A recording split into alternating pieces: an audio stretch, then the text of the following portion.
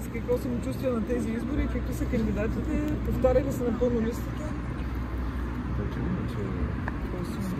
Очевидно, че сме подбрали най-добрия възможен екип, както и да гледаме листите в цяла България на ГЕРБ. Това са хората, които могат да правят не само политика, да произвеждат политики, които да дърпат страната напред.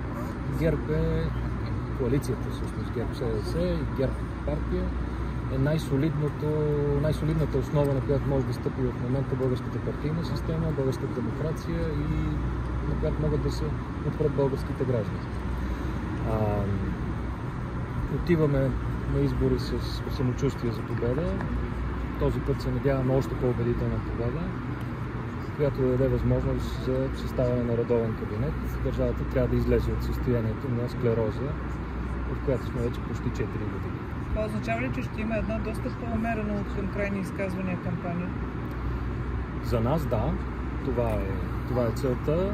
Кампанията да се води по политики, кампанията да се води с спор за това какви са приоритетите пред страната, какви са приоритетите пред гражданите, пред законодателството, пред изпълнителната власт, а не персонални обвинения и тални кампании, на които станахме свидетели, за съжаление, в последните години. Лично вашето послание към варненци какво е? Сигурно като предишното.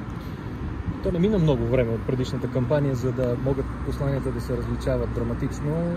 Ясно е, че за Варна една от най-важните неща е да се довърши автомагистрала Хемус. Това е важно както за Варна и варненци, важно е за цялата страна обаче, за Северното Черноморие, за икономиката на цяла Североизточна България. И не само, на цяла Северна България. Пътя Велико Търново Русе също е приоритет, разбира се, еврозоната, разбира се, пълноправното ни членство в Шенген. Всичко това може да стане, когато България има редовен кабинет. И сигурността на границите. Едно от нещата, за които в Европа най-много в момента се говори, е сигурността на външните граници на Европейския съюз. Докато ГЕРБ управляваше, външната ни граница бе непробивана. За съжаление, виждаме в момента съвсем друга ситуация. Господин Портник, какъв е профила на листата? Има ли промени кандидатите за районни кметове? Профила на листата е добре известен. Това са подготвени хора. Всеки един от тях има своя професионален път, доказан принос. Въпросът е, че в този екип считам и с водачката господин Митов, че можем сериозно и ясно да поемем отново ангажиментите, за които винаги сме заставили. Именно важните проекти за града, магистрала Хемус, но тя е свързана с новата индустриална зона, защото това касае новите работни места. Санирането е изключително важна тема, защото това променя облика на градовете. От една страна, от друга страна е най-пряката инвестиция към хората, защото прави жилищата по-уютни и сметките по-ниски. Това е една огромна задача за Варна и това е един от приоритетите на ГЕРБ в тази кампания и в бъдещото управление. Разбира се, теми като образование, спорт, култура, здравеопазване винаги са били в нашите приоритети. Убеден съм, че всичкото това може да се случи единствено и само при редовно правителство, защото знаем как се обновяваше града с европейски средства и програми, но правителството на промените до този момент не успяха за 3 години да отворят нито една европейска програма за зелените градове. Това трябва незабавно да бъде поправено и единствено ГЕРБ е доказал, че знае и може как да го направи. Така че това са важните стъпки, важните неща, които трябва да се решават в национален мащаб.